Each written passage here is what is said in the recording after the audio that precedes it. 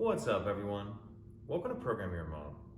Today I'm going to show you how to open and start your Ford Expedition if your smart key dies. Whether that be a dead battery or some other issue with your smart key, I'm going to show you how you can still get your Expedition open and started. We're going to be doing it on a 2020 Ford Expedition here, but it will be the same on a few different years. So to demonstrate this, I've removed the battery from this smart key, as you can see. So our vehicle's locked, smart key's not working. The first thing you need to do is remove the emergency key from the bottom of the smart key. It's done by pressing this button, and that's going to allow that to slide out. Now, if we pull our door handle out and leave it pulled out and look in here, we're going to see that key slot right there. We want to put the key in there, and we're going to turn it to the right to unlock it. And then you need to remove the key from the slot. Now, as soon as we open the door, we're going to have about 10 seconds before the alarm starts going off. How you prevent the alarm from going off is starting the vehicle.